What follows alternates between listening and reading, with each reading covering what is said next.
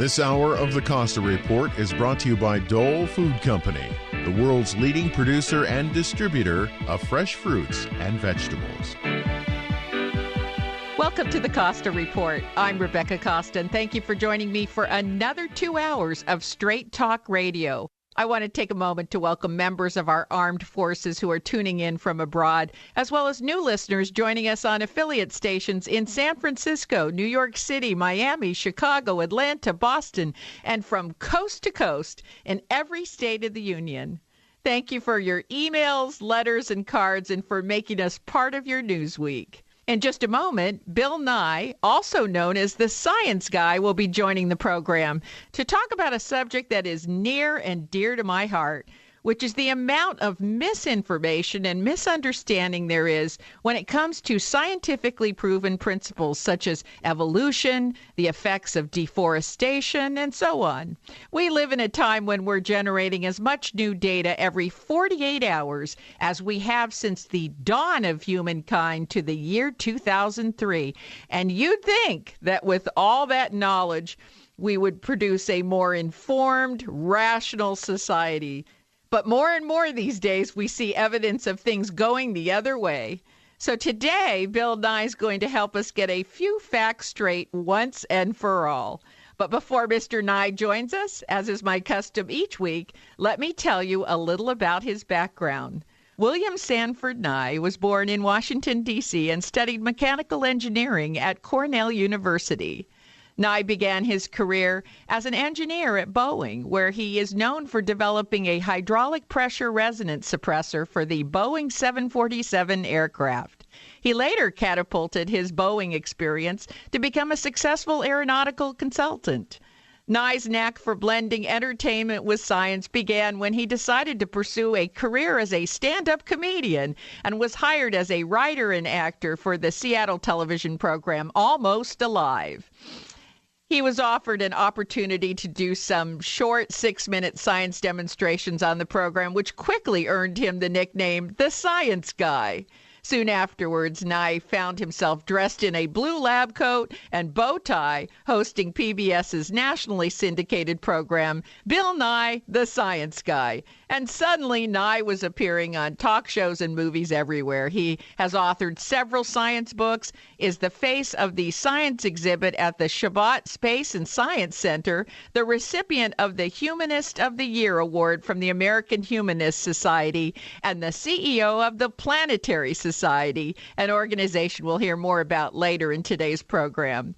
It's my pleasure to welcome to the Costa Report the man who makes science fun for you and I, Dr. Bill Nye. Thank you for joining us today, Dr. Nye. Greetings.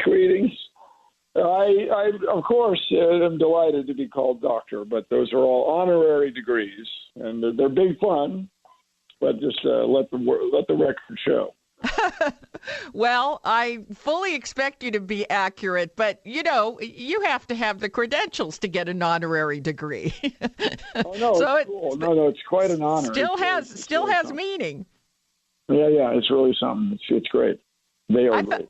I thought maybe a good place to start our conversation today is to talk about the problem we seem to be having separating good science from junk science.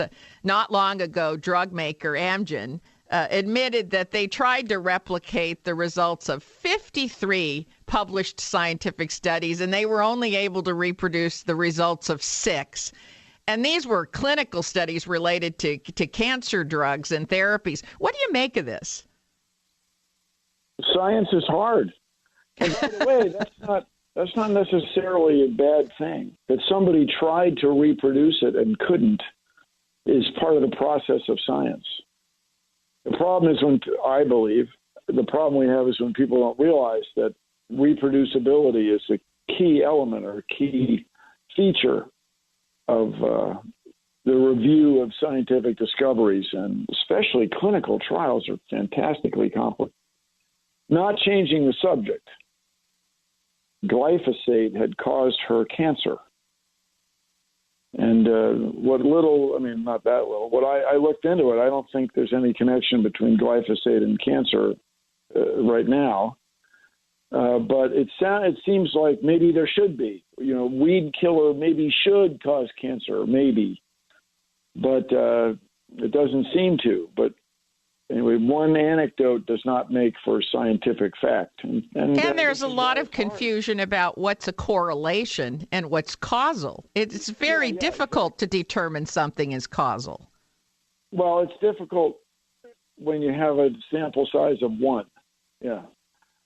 So anyway, this is part of the process of science. And what we want is for everybody to embrace the process of science and how we know nature, and to think critically or skeptically about any claim, any scientific claim, especially medical claims. Man.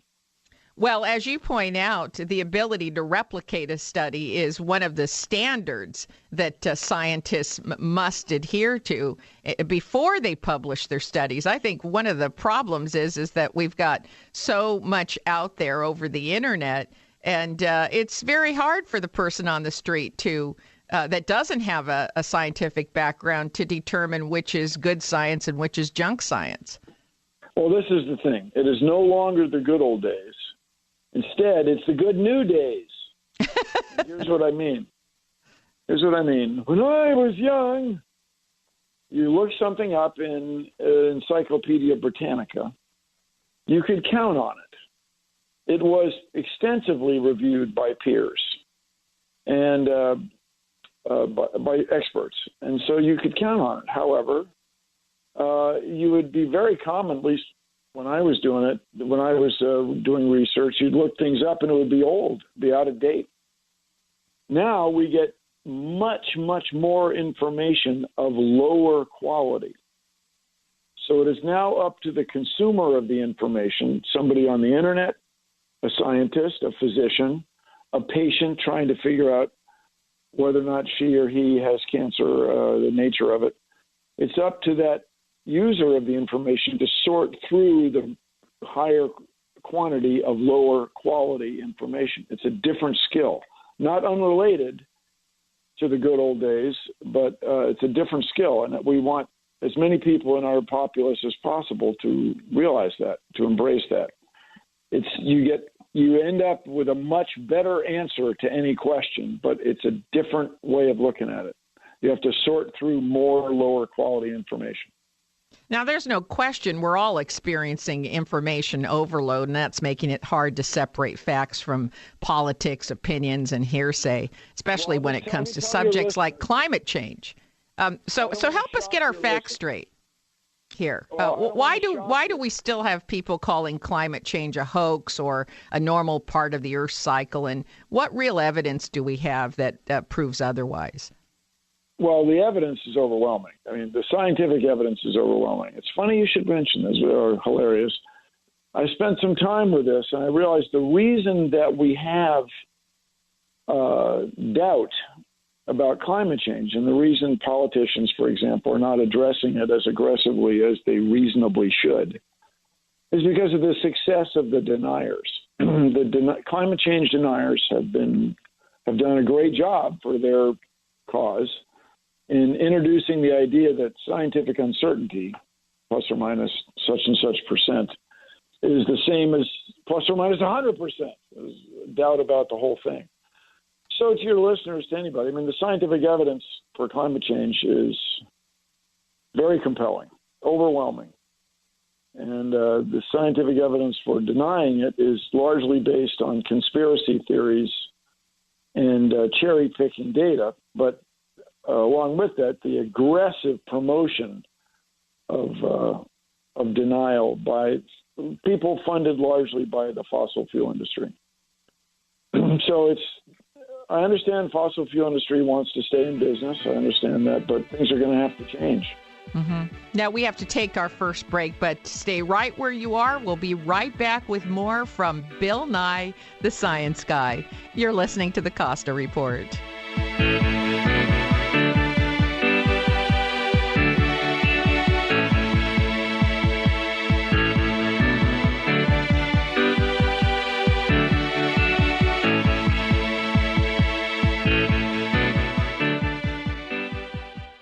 I'm here today with Scott Caraccioli of Caraccioli Cellars, recent winners of the best sparkling wine in the U.S. in the Champagne and Sparkling Wine World Championship. Congratulations, Scott. Thank you, Rebecca. Thanks for having me. Now, many would say that Caraccioli Cellars was a dark horse in this worldwide competition. Definitely, we didn't expect for that to happen.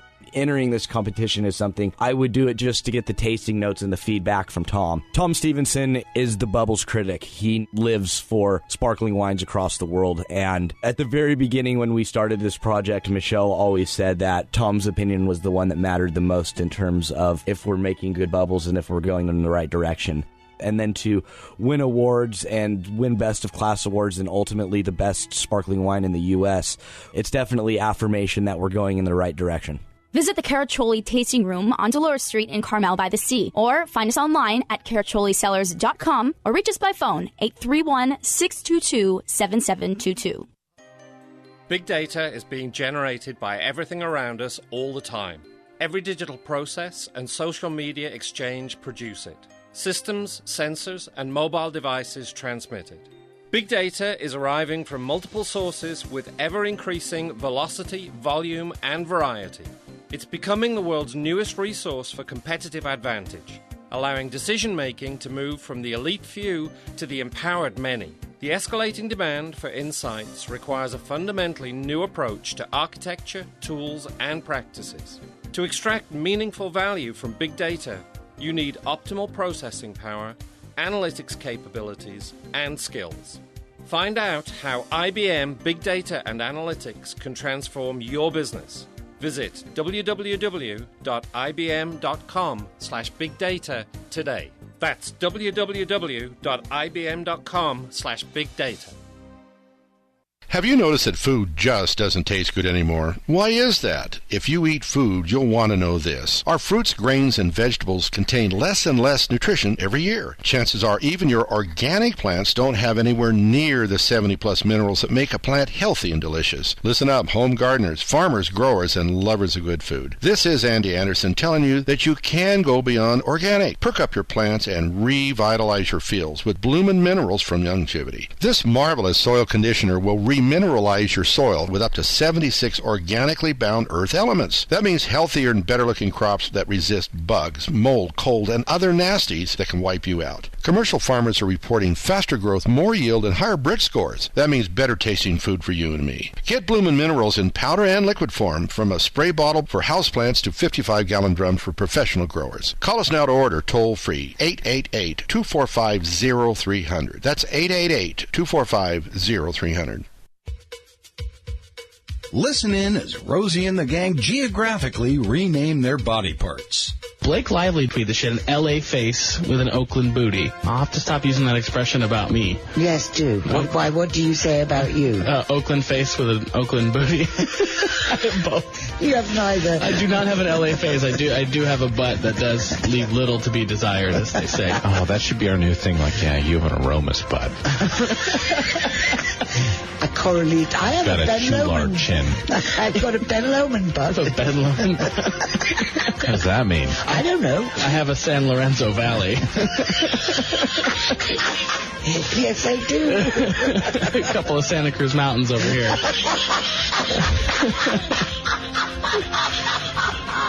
From Aromas to Thomas's Valley and all parts in between, listen to Good Morning Monterey Bay, 6 to 9 a.m. on KSCO.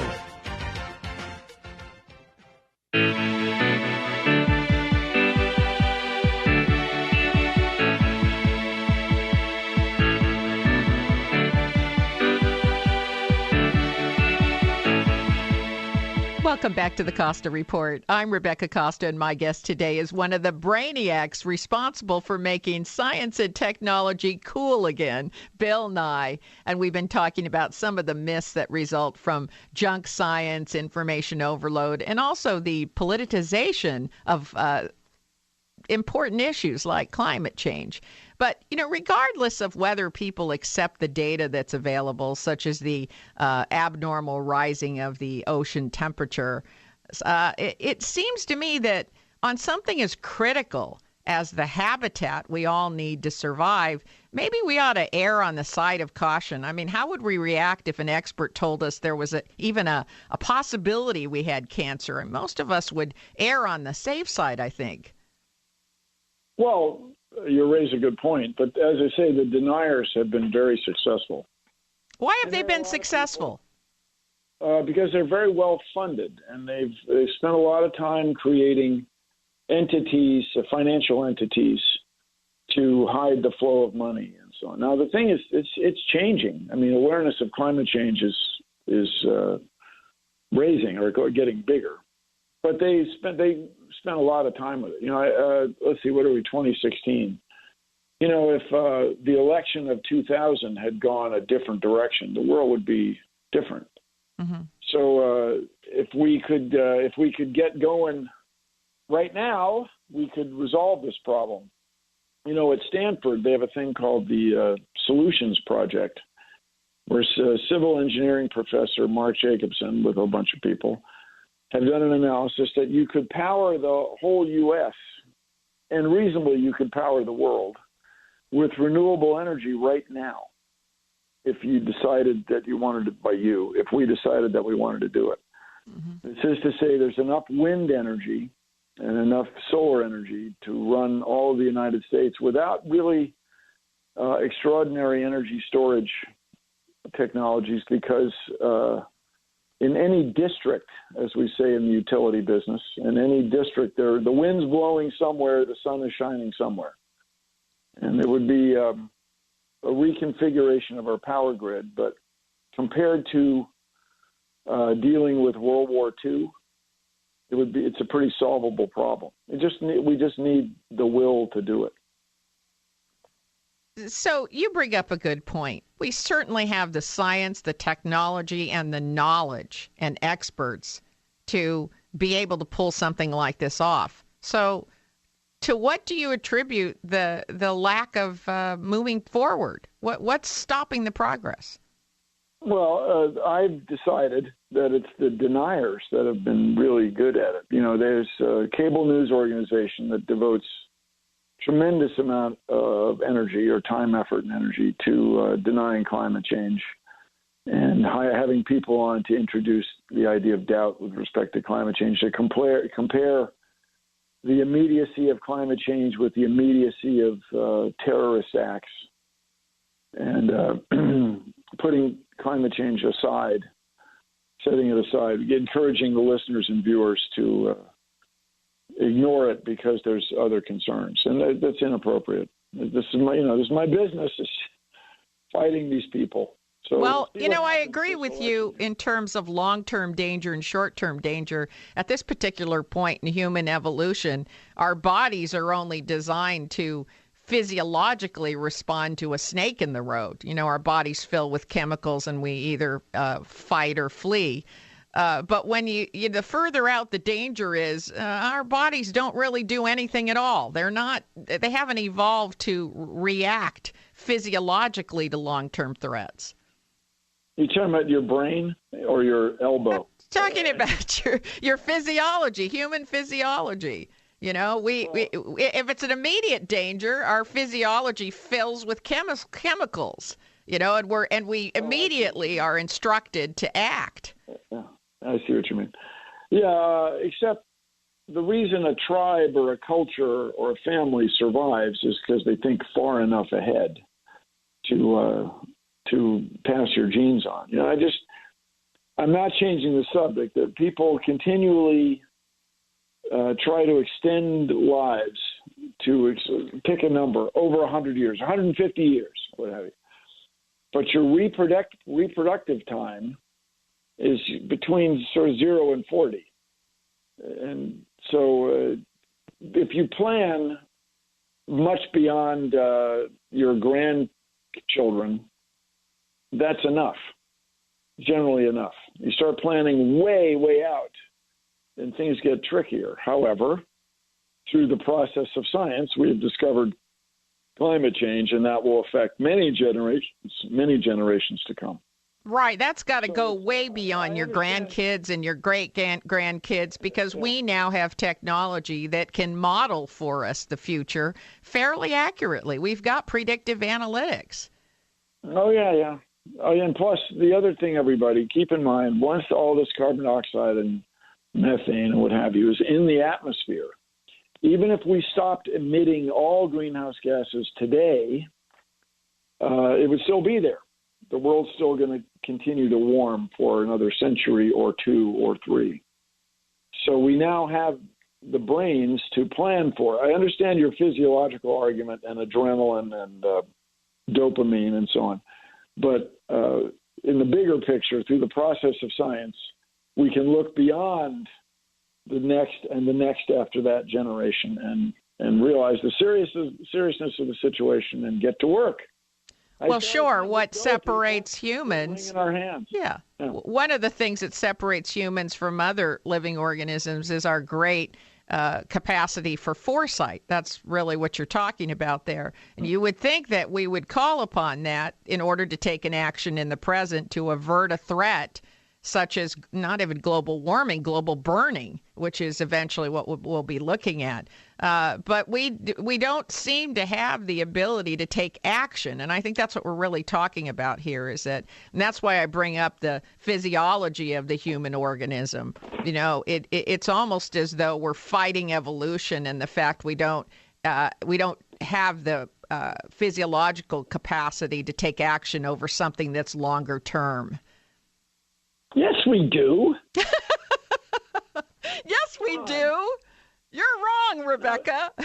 We have our brains. We don't need adrenaline. Right. We have our brains. No, it's all one thing. You can't separate the central nervous system from the brain very well. So everybody, my claim is if we got to work right now, we can address climate change and preserve the quality of life for billions of people.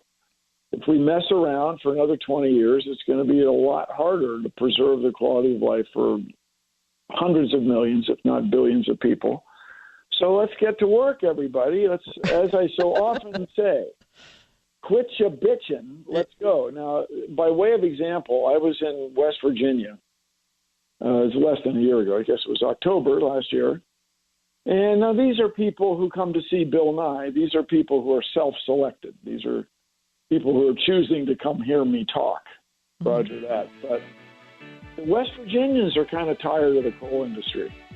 They're not crazy about it either.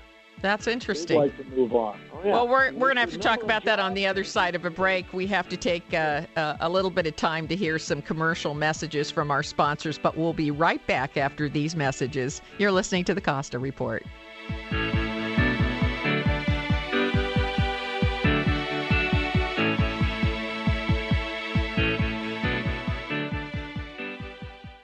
Hi, I'm Amy Tobin, cookbook author and culinary expert. Strawberries, blueberries, blackberries, and raspberries. Dole has a bounty of berries ripe for the picking. Fresh berries are not only delicious, but some of the most powerful disease-fighting foods available. Researchers have found that berries have some of the highest antioxidant levels of any fresh fruits. So add a handful or two of your favorite berries to your next meal and enjoy their nutritional benefits and natural sweetness in all of your dishes, from salads to desserts and everything in between. For fresh tips and ideas from Dole's berry experts, visit berries.dole.com. And be sure to check out the pages of mouth-watering recipes. Whether it's a sweet and savory blueberry cranberry chicken salad or a simple strawberry sorbet, Dole has the perfect berry to inspire your next berrylicious dish. Good day, everybody. Rod Caborn with the perfect way to start your July 4th celebration by running in the Firecracker.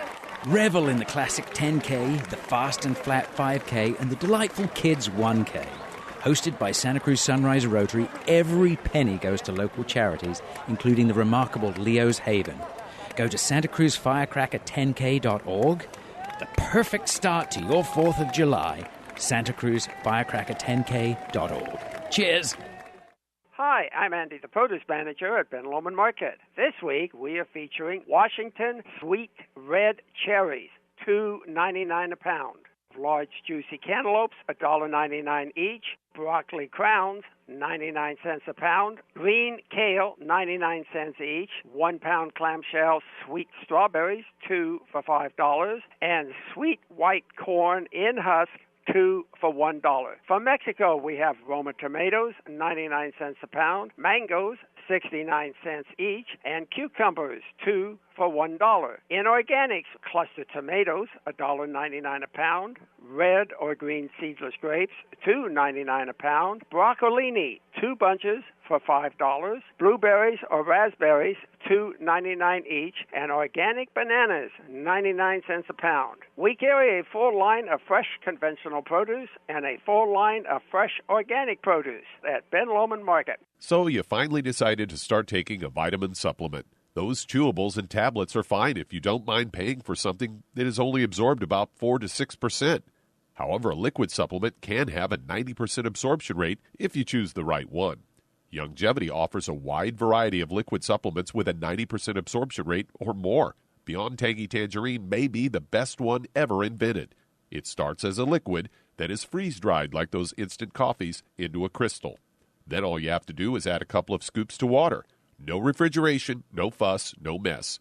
Not only do you get a complete multiple vitamin, Beyond Tangy Tangerine also has minerals, and it tastes fantastic. You'll want to drink it all day long. So the next time you reach for a vitamin supplement, reach for Beyond Tangy Tangerine from Youngevity. For more information or to order, call Andy or Phyllis Anderson at 888-245-0300. That's 888-245-0300.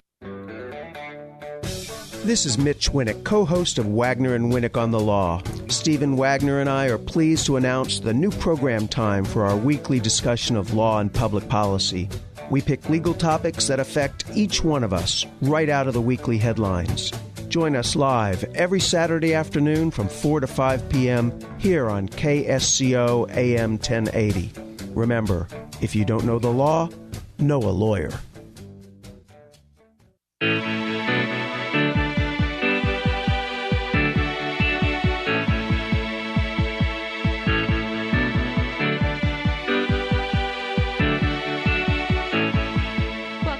Costa Report. I'm Rebecca Costa, and if you're just joining us, our guest today is Bill Nye, otherwise known as the Science Guy. And before the break, you were starting to say that some states whose economies depend on mining coal may not necessarily be excited about coal as a primary fuel. And I wanted to give you a chance to finish your thought on that.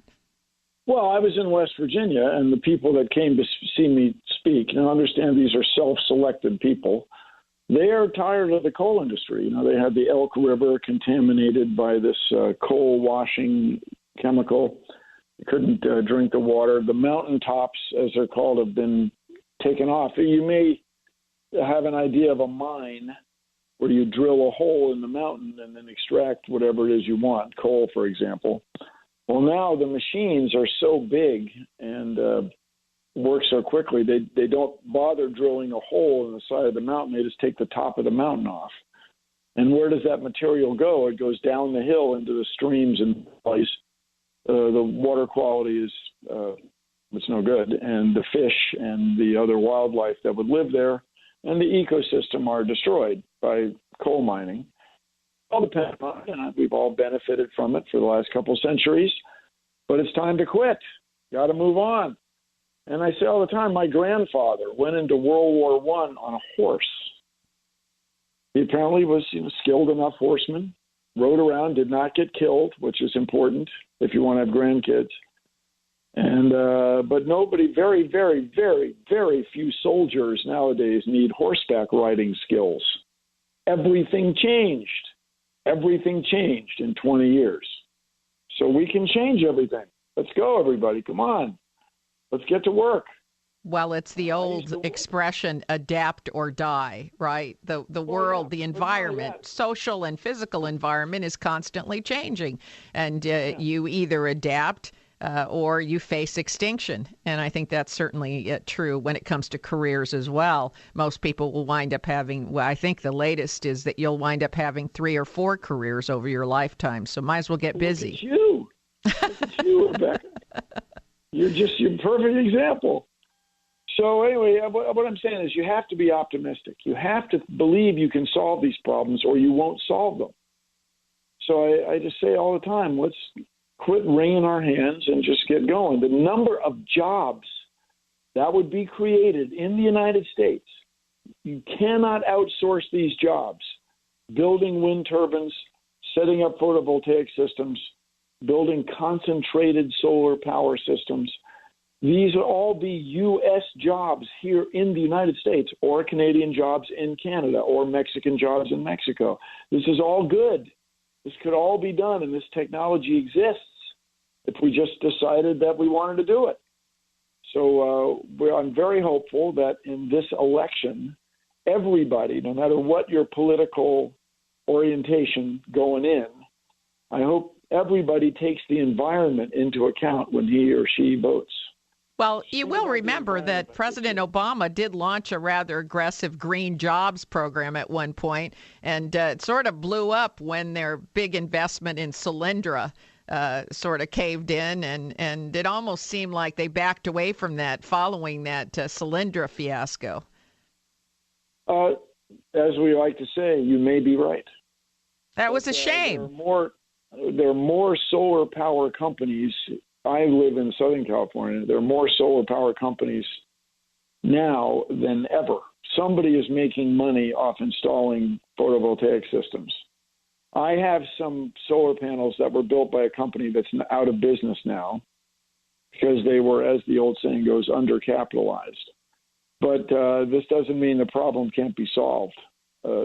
I predict that solar panels will be made in large quantities in the United States. This is not an extraordinary prediction. Once you have solar panels on your house, the electricity is free. Mm-hmm. So it costs about as much as a car to put solar panels on your house. But the moment you drive that car off the lot, your car is worth less. The moment you turn the power on from your solar panels, they're worth more. Yeah, but we're talking about a time when many families are working 2 and 3 jobs just to pay their rent and keep food on the table and get their kids into college. I mean, asking them to step up and pay the equivalent of a car, that's a pretty steep bill for most Americans. Okay, I'm just saying this. If you want, you can make this choice right now. To spend that money and then have an electrical bill that's about $10 every 6 months, every 60 days, every 2 months. Or we could decide as a society that it might be a better investment to build renewable energy systems. The huge opportunity, by the way, is wind energy off the East Coast. Almost half, very close to half of the people in the U.S. live in the Eastern time zone. If we had wind turbines off the East Coast, we could supply that electricity for just about everybody very quickly and without much change to our electrical transmission infrastructure. Right. I think you're right. It has to start with the utility companies and move outward and we've got to get the price down. You got to get it. You got to get it way down. Okay. You know, I run into this all the time because I'm a first responder with the American Red Cross, and the Red Cross always goes out and says, "Hey, you know what? A hurricane is coming. You need to get 5 days worth of extra food, batteries. You know, prepare yourself for the emergency." And there's a bit of a disconnect because they're not understanding that the people that they're talking to who can't just evacuate their homes and go somewhere else and live in a motel, they're living paycheck to paycheck. They can't even buy spare batteries. They don't even have enough money to do that. Okay, so this is utilities, everybody, are not built by lower income homeowners. Yeah, that's right. Utilities are enabled by the government. We issue regulations. And this idea that's so popular right now that a government is inherently bad, I just really disagree with that point of view. I'm just not down with that. We have enormous expenditures in maintaining a military presence on the other side of the world in order to protect our oil supplies, especially our fuel for cars. The gasoline that goes in cars comes from overseas because the oil and natural gas that we mine here in the U.S. isn't especially well suited to that these days. So if you didn't have that expense of maintaining a standing army on the other side of the world, you could reinvest that money in renewable utilities. This is a big idea. It's thinking in a big way. And the people who did it that are my ancestors are both of my parents. They were veterans of World War II. My father was a prisoner of war by the Japanese military. My mother, who I admit was good at puzzles, was recruited by the Navy to work on this notorious thing, the Enigma code. Your mom was a code breaker, is that right? Yeah. She subscribed to Cryptography magazine, which is a laugh riot, let me tell you. But they did not set out to be the greatest generation. That was not their deal. They just played the hand they were dealt. So everybody, we are coming of age, and a generation of people is coming of age where the climate is changing. And fossil fuels are becoming increasingly undesirable. They are bad for the environment. They're short-term. We're going to run out of the really high-quality ones soon enough. The low-quality ones will never run out, by the way. That's the bad news. We will never run out of coal. Never. So are you saying this is our generation's World War II? I'm saying it's every bit that, yeah. Yeah, I think I've never thought of it that way. Yeah, and we can do this. You look at what everybody was involved in resolving World War. The music from that era, the swing era, is all about the war. That's all people talk about. People of my parents' generation. You're right. The war definitely drove United States culture. No question about that. Now we have to take our last break, but stay where you are. We'll be right back in a few minutes. You're listening to the Costa Report.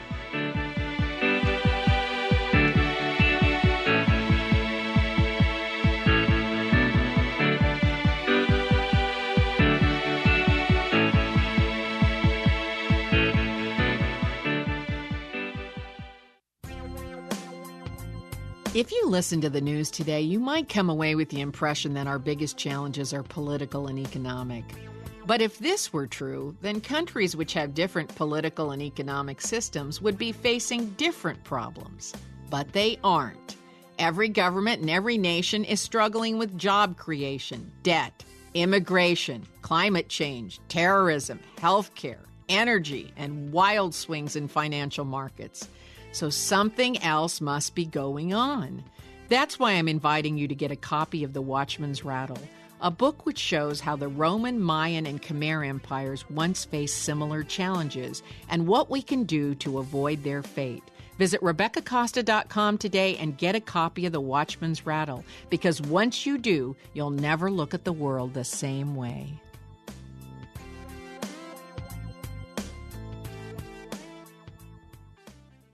If you're wondering what to do with all that data you're creating, do I have an offer for you? Tableau is drag-and-drop software that people of any skill level can use to analyze and turn data into something actionable. That's right, I said actionable. And isn't that what all that data is for? With Tableau, you can connect to any data in virtually any format and visualize it on the fly. Databases, spreadsheets, even big data sources are instantly combined into usable charts, graphs, reports, and dashboards. People can analyze data and drag and drop at 10 times the speed of a traditional business intelligence system. But the most impressive thing about Tableau is that anyone can use it. And just to prove the point, you can get a free 14-day trial from Tableau just by mentioning you heard this ad. But do it now, because this offer won't last. For your free 14-day trial, visit Tableau at tableau.com/Costa. That's tableau.com/Costa. Tableau software. What's your data trying to tell you? Hi, it's Charlie from the Garden Company. Spring has sprung, and it's an awesome time to be in the garden. Edible landscaping is super popular, so check out our certified organic vegetables and herbs in seeds and seedlings, as well as deciduous fruit trees, blueberries, avocados, guavas, figs, olives, and all kinds of citrus. Did you know drought tolerant can be beautiful too? Add color and texture to your landscape with our flowering perennials and shrubs from Australia, South Africa, and the Mediterranean, as well as California natives and hundreds of succulents. The Garden Company practices an organic first philosophy, offering earth-friendly fertilizers, soil products, and pest controls with a trained staff to guide your selection. Visit the Garden Company Nursery and Gift Shop and experience service only a local family-owned business can provide.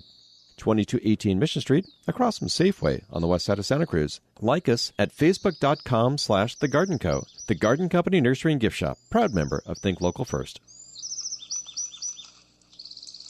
For the last 60 years, Coast Paper and Supply has been serving locals and businesses for all their cleaning and paper supply needs. With an 1,800 square foot showroom and nearly 5,000 products, you'll find everything you're looking for in the way of janitorial supplies, retail and industrial packaging, and disposable food service products for business or home. Not to mention their huge selection of boxes and shipping supplies. Their family-owned and operated business is located at 151 Josephine on River Street in Santa Cruz. Call 831-423-3350 or visit coastpapersupply.com. Inc.com, a proud member of Think Local First. I'm Steph. I'm Rob. And we're out in Santa Cruz. Every Saturday at 7 p.m., we explore local, national, and global LGBTQ stories and interview the newsmakers you don't want to miss. It's fun, it's fabulous, and even controversial. He's the gay dad blogger, and I'm the queer political sports fan. Out in Santa Cruz, Saturdays, 7 p.m., streaming and past shows on KSCO.com.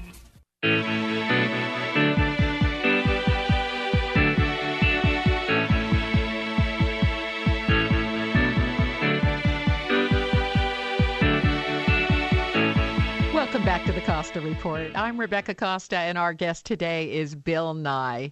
Now, you're not only concerned with issues here on Earth, but you're also the CEO of the Planetary Society. So tell us a little bit about your work with that organization.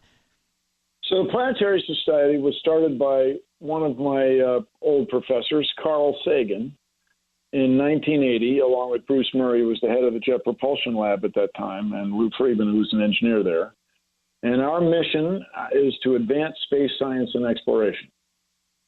So what I am very interested in myself right now is looking for life on other worlds. Now, this is in parallel, Rebecca, with addressing climate change, providing clean water, reliable electricity, and access to the internet for everyone in the world. Along with that, we want to continue the search for life out there because there are two questions that get everybody. Where did we come from? Where did we come from? What is our origin? And then the other one is, are we alone in the universe? Everybody you've ever met has wondered about the answers to those two questions at some point. And if you want to answer those questions, you have to explore space. So what we do is we have excellent bloggers, excellent journalists who keep you updated on what's going on in space. There's a lot going on in interplanetary space. And then we have our own spacecraft, which we launched last year, which is a dream of the founders, Carl Sagan, Bruce Murray, Lou Friedman, is to move a spacecraft through space with sunlight. It's really seems crazy, but light has momentum. And so if your spacecraft is big enough and low enough mass, it gets pushed by the sun. It's crazy. And then the big thing we do is advocate. We go to the U.S. Congress, especially, to a limited extent in Canada and Japan. We go in Europe. We go to the U.S. Congress and advocate for space missions that will take us farther and deeper into space. And by us, I mean right now, our robotic spacecraft, and then we hope in the near future, we'll send humans to Mars. And this is what we work on. These really are visionary ideas. And by the way, Independence Day for you U.S. listeners is on Monday, the 4th of July, and the Juno spacecraft, which was launched in 2011, will go into orbit around Jupiter. And Juno is not an acronym. That's Jupiter's wife in mythology was named Juno. And so this is an extraordinary spacecraft. I mean, it was launched with a pretty big rocket, but as we say, you can trade money for time in space. So it was launched in 2011. It went on this huge orbit out beyond the orbit of Mars, came back by the Earth, got whooshed, and got a slingshot gravity assist, and is now out at almost to Jupiter. And we'll bring back these amazing pictures, and we will learn a lot about the core of Jupiter. Everybody wonders why Jupiter, which is this massive planet, didn't fall into the sun. I mean, people have very good hypotheses as to why this is. But we'll learn more about the core, what's inside Jupiter. Is it heavy metal or is it hydrogen that acts like a metal? And these kind of questions. It's very cool. Very cool. Now, there's been a lot of discussion about using the moon as a potential space station, a launch station. What do you think about that? I mean, we went to the moon, we came back, and we just didn't do anything after that. The moon is sort of sitting there waiting to have a mission. Well, I mean, people who study, there's this fabulous word in space called the architecture, which is how many rockets, how big, how often would you launch them, how many people on board. The mission architecture of going to Mars in most scenarios includes the moon. Now, there is no objective argument whether or not we should go to the moon or not go to the moon. Let's see if that sentence came out right. Well, we need to build out that infrastructure, though, well, and we need these payload vehicles to start going to the moon and building out that launch station. So, yeah, keep in mind that SpaceX, which is this celebrated Southern California company headed by Elon Musk, plans to not stop at the moon. They believe just punch it, go all the way to Mars. As we say, we're going to let people who really get into the details decide whether or not you need to stop at the moon. But all that aside, the reason you would send people to Mars is because they make discoveries much faster than even our very best robots can make. And then we would look for signs of life. And my claim is, your listeners can evaluate this. If we were to find evidence of life on Mars, it would change the world. Now, when you talk about life, though, I want to be clear with our listeners. We might be talking about single-celled organisms. We're not talking about other alien-looking species. Well, we're talking about bacterial mats that have turned to stone, perhaps, so-called stromatolites. And here's the question, everybody. It has now been discovered, peer-reviewed, and agreed that there's liquid water on Mars. Every Martian summer, when the sun heats up these slopes where there is ice under the surface, water ice, water flows on Mars. Every place we look on Earth where there's water, there is something alive. The driest, tiniest, dampiest place of Death Valley has certain blue-green life forms that live there. Yes. Yeah. Mm-hmm. So it is not crazy to suggest that there once was something alive on Mars. And it's not crazy. It's extraordinary, but not crazy to suggest there is something still alive there. So here's a question. Let's say we go there and find these Martian microbes, these Marscrobes. Do they have DNA? Are they like us? Are they a completely whole nother type of life? It's a fabulous question. I mean, it's just an amazing question that people alive now, listening to the radio right now, could resolve we do not have to increase the NASA budget. We just have to decide this is what we're going to do with our resources. Well, I would suggest that we not only can resolve it, we will resolve it because, science is a moving target. And over time, we will continue that exploration. It's just going kind of slow for you and I. Well, Rebecca, keep in mind that people are saying we'll be going to Mars. Every president, conservative or progressive, every president since the 1960s has been saying we're going to send people to Mars. But 40 years have gone by and we haven't. It just requires a little focus. Well, with a little luck, the private sector may get us there a lot quicker than our own government. And it certainly looks like they're bringing up the rear. Well, keep in mind, it's a different era. The reason people landed on the moon was because of the Cold War. That's the reason. And there's a very strong argument that if John Kennedy had not been assassinated, the landing on the moon would have been set aside. That's very reasonable. Historians make this argument. I'm not. I'll let you guys fight it out. But we could send people to Mars at reasonable cost in the next 2 presidencies. Let's say 3 presidencies, rather, if we just decided to do it. And I hope you are right. And unfortunately, that on that note, that is all the time that we have today. But before we say goodbye, Rebecca, I want to thank you for what you've done to make science important again, especially for young people everywhere. Thank you, Mr. Nye. Thank you. Let's change the world.